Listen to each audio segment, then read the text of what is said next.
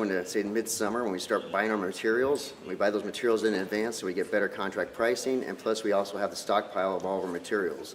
Those materials that I'm talking about are typically like the salts that we use on our roadways to help de-ice the roadways. We also turn around and we have our equipment. Throughout the year, we're maintaining and buying new equipment. We're modifying our equipment. The dump trucks that you see us using for maintenance operation for construction during the summer is then converted, and it's blades are put on the front, tow plows are put on the back, and those same pieces of equipment are used for our winter operations. We also train our employees. That's a key component to what we do. And so training is a year-long event. Everybody that drives a snowplow truck is required to have a CDL. So that's the first part in getting them CDL trained. Through that CDL training, we also want to get them in the trucks when they were ready to snowplow. So the best ability to do that, we try to get them actually in the vehicle with a plow on the front. Whether they're working in the yard for exercise to try and use that equipment, and or simulators. We've used simulators in the past to kind of help us train the people that don't have the opportunity to be on a snowplow. And then when a winter event happens, if we do have new employees, we use what we call like a ride-along program, where we have veterans who've been out there that have the ability to ride with new employees to give them the opportunity to understand what it takes to be a snowplow operator. As they're out there, that's key to what we do. We're also very data-driven when it comes to what we do. We take that information to give us good, right decisions, so we're making accurate decisions ahead of the storm and during the storm. We're very proactive in what we do. We work with several partners throughout the state, whether it's Nebraska State Patrol, the National Weather Service, the Nebraska Trucking Association. We work with all those agencies to make sure that we're all on the same page when it comes to these weather events. And that all happens before any storm hits. And so with that, we move into kind of how do we prepare for the actual storms that's coming in. With those storms, we work with the National Weather Service just prior to the storm coming in so we understand what it looks like. That decision, or that data that we get from them, help us make a decision on how we're going to attack that storm. Sometimes we pre-treat, depending on what kind of storm we have. It's a heavy wet storm, is it a blowing storm, is it a high intensity storm, is it going to last for a long time? We have to make all different decisions based on those factors. And so we need that preemptive decision so we know what to do. And then as the storm comes in, we also have live data in which we're using, whether it's from our RWIS, which is basically our roadway weather information systems that we have scattered throughout the state, our live cameras that we have scattered throughout the state, but we also have equipment on our vehicles. So our plow trucks actually have cameras and data that report back to us live conditions, what they're seeing, and so that we can make very good decisions as we go. That information doesn't just end there, so when we take it and we also monitor how much we're applying, and then we use that same information to decide, did we attack that storm correctly when it was coming through, so maybe we can make some adjustments the next time. That's very important to us in what we do. And as we move forward, we talk about then what's the next step. Well, then after the storm's done, are we done? No, we have the next storm to prepare for, and sometimes they're back to back, and we need to prepare over and over and over. The thing that we have to remember that there's transparency in it all, and like you see behind me, it's not the things that we also do behind the scenes, it's what we show to the public.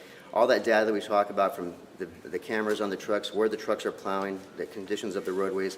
We have a 511 application, and that gives the public exactly what they need to know. So I encourage the public to stay aware of that and watch that. That gives them exactly what we're doing and where we're at and where we're working and where maybe they have some areas that they need to not travel in. We do our best to maintain the roadway system as a safe environment, but it doesn't mean it's clear and open roadways. We do our best to make sure that we have a passable road, but there are times in which we need to close the road, and that's for our own employee safety as well as the traveling public. Those are hard decisions to make, but those are the things that we have to do to keep everybody safe. As we move into what do we do to keep everybody safe? At the end of the day, after we've done everything we can do, and we make that decision, there's still a component to the public. We ask the public that they do their part as well. As we're out there working on these roadways to do that, they need to do their part. And so I need to talk about some of the law or some new bills that we have coming up that maybe can help us become a little more safe. Whether it's during the winter or during the summer, these bills apply to us as roadway users. The first bill I'd like to talk about is LB 600. LB 600 is automated enforcement through work zones. You think about that during the summer when we have construction work zones in which we have high speeds coming through. This law potentially will help us reduce those high speeds coming through our work zones. But that also applies during the winter months. For example, we have projects that run multi-year. Just east of Lincoln on I-80, we have a construction project there. That construction project is still there and still active. We have concrete barriers, and so it's still considered an active work zone, even during these winter months.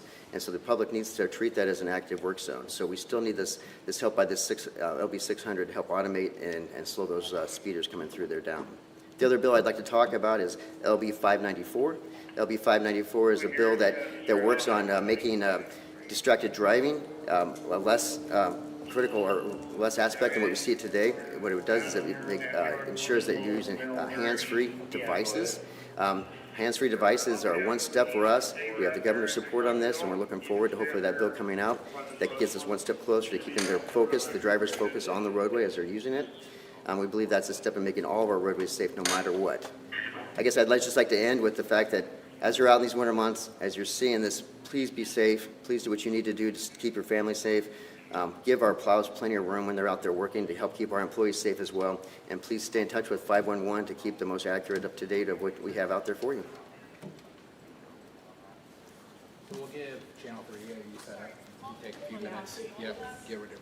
And I think we'll make a quick adjustment. Let's wait until the end to ask questions because there's a chance some of the questions you have will be answered by some of the future speakers. And then if what you don't, some of your questions at the end, if they haven't been answered, Sam and I will help coordinate who's the best person to answer that. So we'll kind of roll through speakers. If something pops up in your mind, just make note of it. We'll get questions at the end.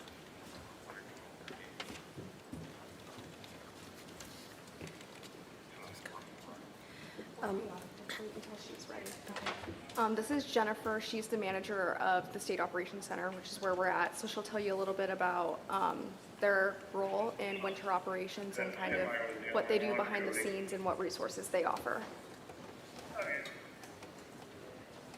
Okay. So this is the State Operations Center. I just want to kind of talk about what we do for winter operations and what we do all year long. The Operations Center is commonly referred to as the SOC, so you'll hear us say SOC or State Operations Center. We do run 24 hours a day.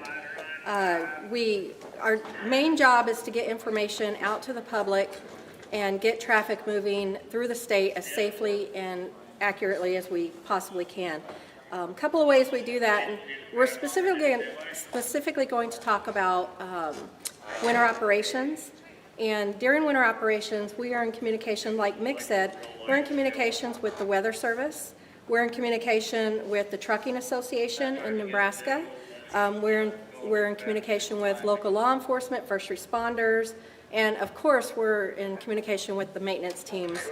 We do all of this through radios, through phone calls. Sometimes we're talking to them via text messages. But our goal is to monitor the roadways, check for crashes, make sure that if there is a crash, we let the public know where that's at and how to get around it safely. We're monitoring through live cameras, which a lot of the news agencies, you guys can see our live cameras. If you don't have that capability, if you go to 511, you will see the 511 still shots, which update every 5 seconds. So it may not be a live view, but it is still a pretty accurate view of what can be seen out on the road. The other way we monitor during winter operations is we're looking at the plows. We check the plow tracker as well, and we look at those cameras to see what's on the road and what's going on out there. So we do that as well. Talking about 511, I wanted to let you guys all know that this year we've upgraded or updated our 511 legend to help the public understand if there's a difference between snow and ice. When there's snow on the road, it can travel differently than ice on the road. So the supervisors out on the roads, they're telling the system what those road conditions are. And so you'll look at the legend and you now will see partially covered in ice or completely covered in ice or partially covered in snow, completely covered in snow. You will see that difference now. So I would encourage you to look at those legends so you know what those roadways are doing out on the road. Not only do we use 511 here in the center, we use the dynamic message boards, and you guys have all probably seen them, the big bright signs over the interstate that have different words on them. Those messages are to tell you what you're headed into and give you some actionable ways to get around what you're headed into. So if it's a crash, we're going to tell you it's in this lane and we want you to drive in this other lane. If it's a winter storm warning, we're going to tell you winter storm is coming, and depending on the severity of that storm, from the Weather Service that they're telling us, we are going to put up on that board, maybe adjust your travel plans, because maybe this storm is going to impact your travel and it could cause you to end up in a ditch, and we do not want that. For you guys, I would really encourage you to use those camera views from 511 when you're talking about weather.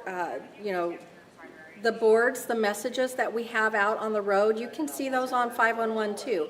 So if you haven't left your house yet, it would be a good idea to get on 511, see what the message boards say, see what the cameras are showing, see what the road conditions are. If you are on the road, we don't want you holding your phone and looking at your phone. What we would like for you to do is plug your phone into CarPlay, if you have that. I don't know if everybody has CarPlay, but it's what I can refer to. Plug your car in, turn on your 511 app, and turn on the Tell Me feature. And what that does is going to tell you what's ahead of you. It's going to start talking to you and tell you there's a crash half a mile ahead, there's road work half a mile ahead. It's going to tell you what lanes to be in. So it's basically, you don't have to look at your phone any longer. You can put it on the Tell Me feature and it will start talking to you. The best thing we can do is encourage you to look at your 511 before you leave the house, not while you're driving, but if you have to, you can call 511 and it will give you the same information. So that's kind of what we do here at the SLC. Like I said, we run 24/7. We do have cameras monitoring the entire state of Nebraska, and we do try to keep up with all the road conditions, the crashes, the incidents, anything affecting your travel. That's what we do here. So, thank you, guys. All right, and next we have Ben Merchant. He is our Operations Assistant Division Manager. He's going to talk to you guys a little bit about what goes into closures and just statewide operations for winter operations. You told him who I am already? Yes. Okay. Okay, I'm Ben Merchant. I'm the Assistant Division Manager for our Operations Division, which is located in Lincoln. And so our operation, I'm here to talk a little bit about what our Operations Division does, and then kind of how we approach each storm as they come in, as we see them come in through National Weather Service and other partners in the weather. Our Operations Division is located in Lincoln, and it works alongside the districts to coordinate and communicate our winter storm response efforts across the state. So our state is divided into 8 districts regionally across the state, from Omaha out to Gering, Nebraska, and everywhere in between. And each district manages their regional yards and snow removal efforts. So as the storms roll in, those districts activate their crews, they activate their plows and whatever other equipment they need to respond to those storms. And the Operations Division will come alongside the districts and assist with communication between the districts, as well as we help coordinate resource allocation. If there's an area of the state that needs additional resources, then we will get involved with moving resources across the state as needed to respond to the storms as they come in. And we also do some coordination. If there's an emergency declaration that comes down from the governor's office, we will assist our local agencies as well. We'll coordinate our efforts to help maybe with a county if they request assistance during an emergency declaration. So a little bit about what goes into preparing for our winter storms, our winter strategy for attacking our winter events. We do put a lot of effort into preparing for winter storms. In the weeks leading up to winter, one of the things we do is we prepare our equipment. Mick talked a little bit about that earlier. We make sure our equipment's ready to go for the winter. We have about 730 plows in our fleet that are spread out across the district in strategic locations so that they can be deployed quickly. We also have snow blowers, about 20 snow blowers across the state, and numerous loaders, motor graders, other equipment that helps us with our snow removal. We also make sure our salt and other chemicals that we need to treat our roads are on hand and purchased and on hand for us to use. And then we coordinate meetings with regionally throughout the state with our local partners, especially what we call our traffic incident management groups. We have traffic incident management groups across the state. These are groups of first responders that get together and communicate about responding to incidents throughout the year, and we do focus in the fall on winter specifically, make sure that our law enforcement partners, our first responders are all aware of everybody they can contact if they need anything, or just make sure that our communication is smooth between our different agencies so that when it's time to respond to a storm or any incident, we're ready to go and everybody knows their roles in that in responding to those storms. Another thing we do to prepare for winter is we verify that all of our technology devices are working. We have automated gates deployed at the ramps across I-80, the whole I-80 corridor in Nebraska. We do use those when we occasionally have to close the interstate. And so we want those gates we need to make sure that those gates and all the dynamic message signs and our cameras, all that stuff needs to be working. So our electronics technicians are out in the fall making sure that that equipment is functional and ready to go. I want to talk a little bit about closures. So occasionally we do have to close highways in Nebraska in response to winter storms, depending on the severity. Sometimes we close secondary highways, sometimes we close I-80, and we have kind of two different approaches that we take when we close the highways across the state. The first way we're all very familiar with, we just have a reactive closure. If we have a crash on a road, or if conditions change unexpectedly, we might have to close a road in response to an incident or the condition of the roadway. And when we do that, we make the decision, the local supervisors in the districts will make the decision along with their administration. They'll coordinate that through operations and the administration of our agency, and we'll close those roads when needed. And we work with our law enforcement partners, especially State Patrol, when we make the decision to do a reactive closure. And then the other type of closure that we've been working on lately is what we call our preemptive closures.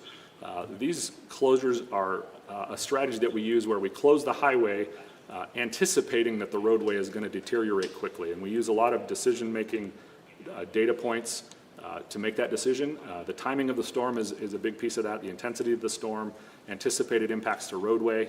And the goal with a preemptive closure is to close the road down and get travelers off the road prior to there being a lot of crashes, or in an effort to avoid stranded passengers out on the highways that just really make an unsafe situation for the traveling public. So we do that when we have an opportunity to do a preemptive closure. A lot of times it's when we know a pretty severe storm is going to hit, and typically these preemptive closures are only on I-80 in the western part of the state. We don't really shut down I-80 in the Omaha metro area or in Lincoln unless we're really forced to because of conditions or crashes. But our truck fleets try really hard not to close those segments of road because of the impact to those communities. But in the western part of the state where we have higher wind impacts maybe, sometimes we do have to close those down just to avoid traffic being stranded out in the in the areas where there's not really any services to help them out.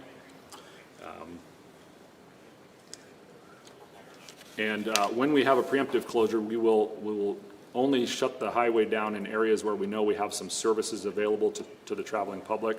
So the major communities across the I-80 corridor, Grand Island, Kearney, North Platte, Lexington, those types of towns can handle some closures, and we communicate with the emergency the emergency managers in those communities, help us understand the impacts to their communities as we close in those areas, and when we need to, then we move the closures back to make sure that we spread out the impacts across, so that there's services available to travelers that that have to shut down their travel in those communities. Okay, a little bit more about our fleet and kind of the materials that we use. I mentioned earlier we have about 730 trucks that we use as snowplows across the state. We also have salt as our main treatment material. We have about 200,000 tons of salt on hand right now, which represents about 85% of our total salt capacity that we're capable of storing for the winter. And we try to get fairly close to full at the beginning of the year so that anytime there's a storm, we have salt on hand to treat our roads. We also use salt brine and some other liquid specialty chemicals that can be used in the case of really cold weather or in certain situations where we're trying to do anti-icing or those types of treatments. So we have some other chemicals that we supplement, but our main source of treatment, our treatment strategy is with salt. Occasionally, storms will hit, as you know, one area of the state more intensely than anywhere else. In those cases, we do contact other districts to request assistance. So one particular district in the state is particularly impacted by a storm. They may request assistance to help attack that storm in their area, and we will communicate with the other districts across the state who maybe are less impacted and we request volunteers to move equipment and personnel into the more affected areas. When we do that, we do it on a volunteer basis, and we are never short volunteers. Our employees are very dedicated to their task. They do a really good job of responding when they're needed, and anytime we need somebody to help in a different area, we always have more volunteers than we have a need. So our people are fantastic and very dedicated to the task. They're Nebraskans who like to help out in their state and in their communities. So we're very proud of the effort that they put in to their jobs. And I also want to mention one more time too, if you are in need of information about a storm that's going on at any given time, the Nebraska 511 website is the best place to get up-to-date information. There is good data there from, on the condition of the roads, as well as any incidents that maybe are out there, construction zones, that type of thing. So take a look at that anytime you need information from us. You can also see where our plows are working at any given time if you look at our 511 website. That's all I have. Thank you.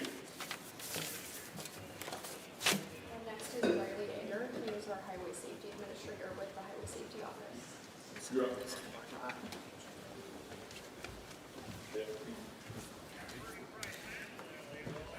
I just want to talk more about driver behavior and what drivers can do in a winter weather situation. The most important thing is, to download 511 Nebraska to check for those latest travel conditions. And if it's 511 Nebraska or whatever travel app you're using for navigation, it's really important to download that, get it set before you travel. Another thing to do is just always buckle up, phone down, especially in winter weather. The conditions can change so quickly. It's always important to do that, but more important when you don't know the travel conditions. And just safe driving tips are huge. Make sure you have good working wiper blades. Have a half tank of gas. You don't know if you're going to get stuck or not. Clear the snow and ice before you travel and leave your destination. And then pack a winter weather kit is one of the most important things you can do as well. And that can be blankets, extra warm clothes, sweatshirts, a first aid kit, and then non-perishable food and water, because you could be stranded for long periods of time. And then a charging cord is always important to have in that kit. And then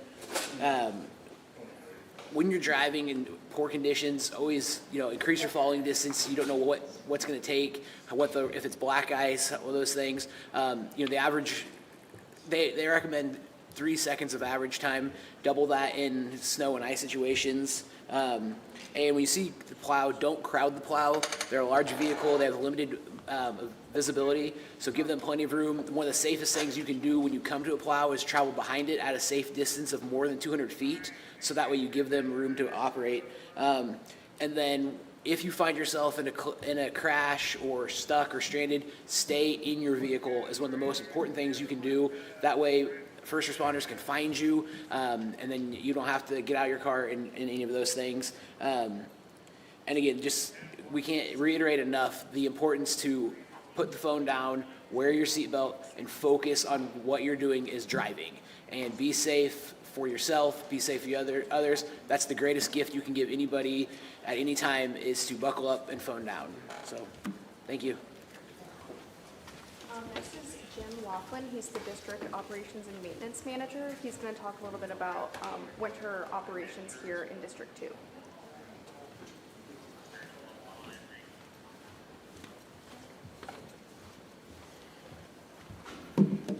Thank you. Like she said, I'm Jim Laughlin. I'm the District 2 Operations and Maintenance Manager here in District 2 in the greater Omaha area. We have our challenges here in the metro are a little bit different than they are across the state with the amount of traffic we have here. We have approximately 48% of the state's traffic in District 2. With that, we plow 24/7. We have 54 trucks, so that takes 108 drivers. Of those 54 trucks, 23 of them are tow plows. So you've probably seen the plows with the trailer behind them. Without those, I don't know how we'd ever take care of this animal. So it's a little bit different than anywhere else. Another thing I wanted to speak about is the Motorist Assist program we have here in District 2. They're out there all day during the week. You'll see them out on the interstate for special events like Husker games or things like that. But they take care of stranded motorists. They get behind major accidents. They're one of our partners, you know. And here in District 2, we work with a lot of partners. We have law enforcement, fire and rescue. You might not think of them as being having anything to do with winter operations, but with the amount of accidents we have on the interstate system, they are a partner, and they help us tremendously. I've been with the state approximately 25 years, a little over 25 years. 18 of those years have been here in Omaha. What keeps me going? I'm just feeling good about helping the public. That's what keeps me motivated. Now, the guy I want to introduce to you next is Mike Gunderson. Mike Gunderson's been here in Omaha for 25 years. He's plowed snow all of those 25 years. He is one of our most experienced tow plow operators. And come on up, Mike. Thank you.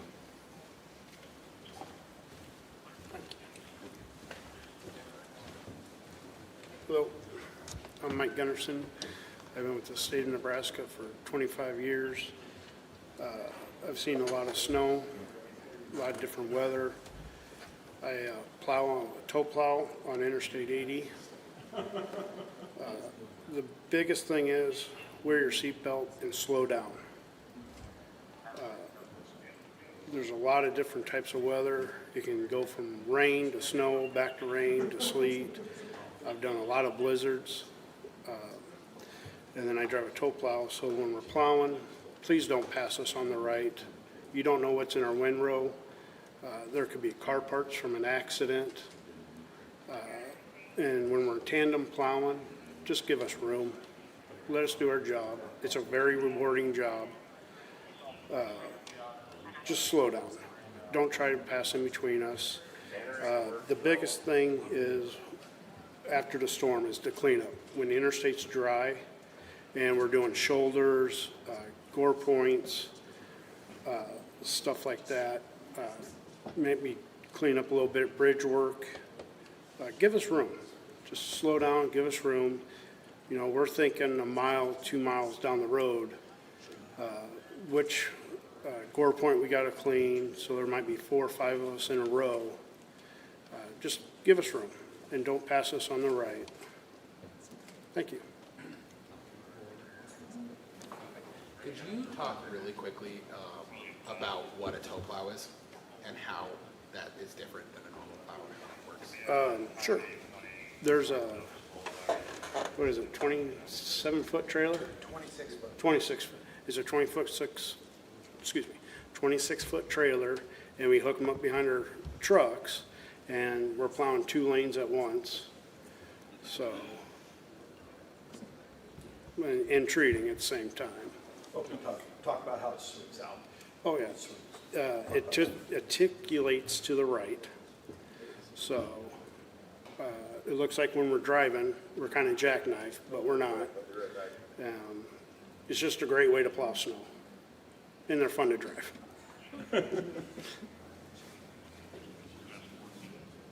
Does anyone have any questions that you'd like to ask, or? And that can be for anyone that's spoken. Okay, yeah, my first question is about the legislative bills. Are those for the next legislative session? Nick? Maybe. Yeah, that would be good. Speakers and people kind of line up in this area. Yeah, so those legislative bills, are those going to be put forward in this next legislative session? Are they in the works right now? Yeah, so both LB 594 and LB 600 were actually introduced last year, and they were still in committee, and so those both bills did not come out of committee, and so, but they're active, and so we're hoping that this year they will actually come out of committee and be voted upon on the full body of the legislation. Okay, sweet. I guess one more question for you. You were talking about some storms that maybe could have been handled better, some storms that are handled really well. Are there any examples of storms off the top of your head that maybe you guys could have had a better response to? I was thinking in particular that early ice storm last December, I think it was like the first weekend when everybody was stranded on I-80. Is that something that maybe you're looking at that situation and you think we could have done something different?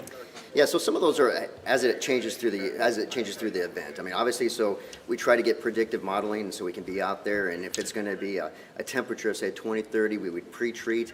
Sometimes those temperatures drop dramatically, and then that water freezes more often, and so it's more of a reactive action to it.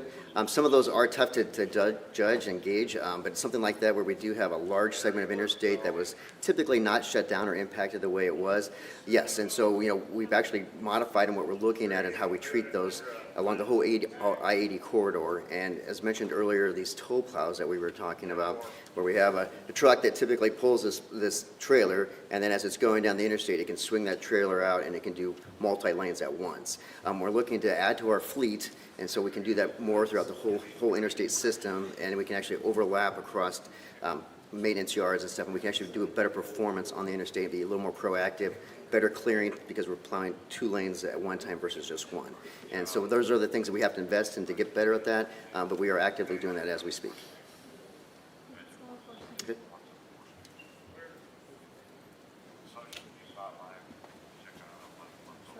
Is everyone good? I actually have one more question about how the roads are treated. Okay. I guess, how do you judge how to preemptively treat the roads before a storm? I don't know who would be the best person. We look at forecasting. Salt's good down to about 15 degrees before we have to start adding something to it to bring the melting temperature down. So in the Omaha area, we try to be out during the storm. You were talking about that ice storm. Sometimes the temperature's in the 30s and it's raining, and it's lowering, it's gonna drop, but to be out there at the exact right time, we're out there, we just can't cover everything at once. And it happens so fast. But like you said, if we're 15 degrees and dropping, we're starting to add additives to our salt brine. And so Do you ever use like sand or beet juice or anything like that? we do use beet juice in the Omaha area because we have enough traffic here to make it work, but we don't use any sand. Ben, you want to say a few words kind of about the statewide approach to that question? Yeah, sure.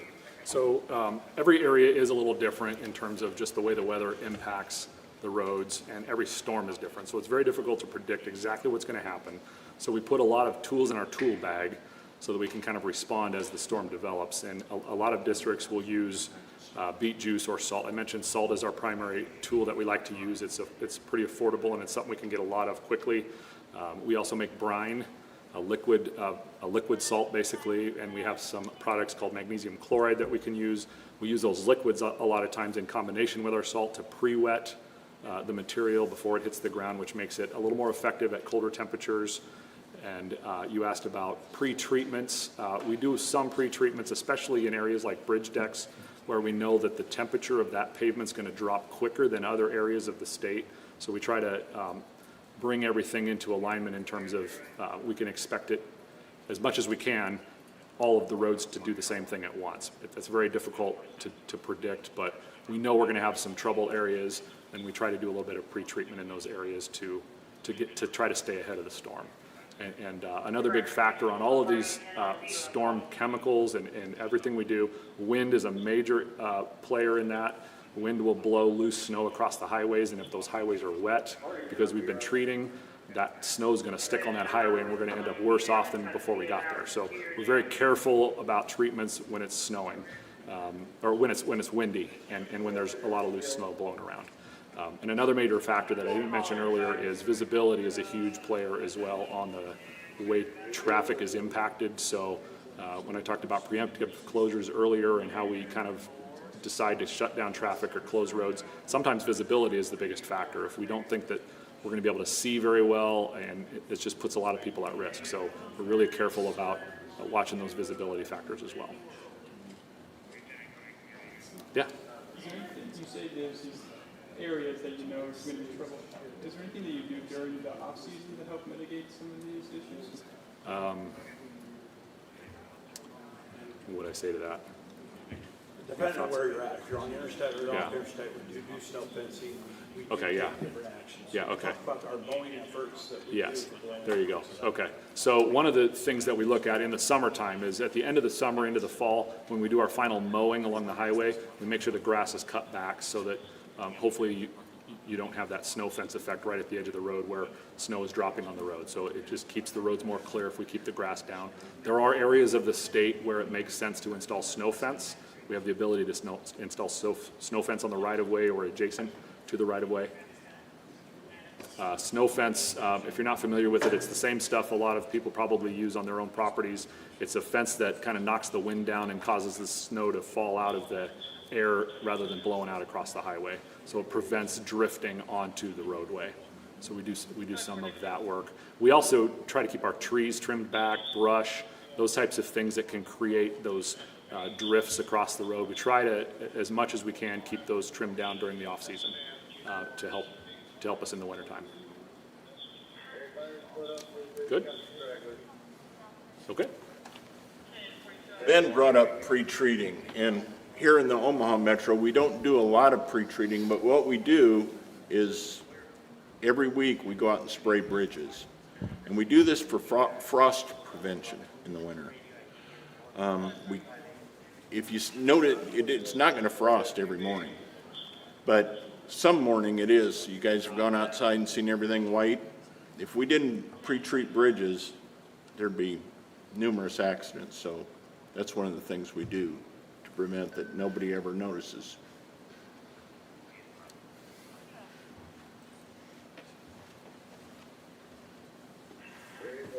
Great. If you guys want to go ahead and get some B-roll around the operations center, you can, and then we can take you outside to get some video of the plow that's parked out front as well. And then I do have a list of all the names and the titles that I'll send you. You do, okay.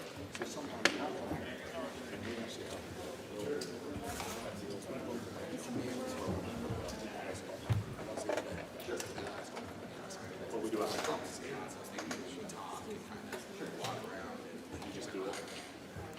I think they're going to decline more. Most of them don't care. Yeah, that was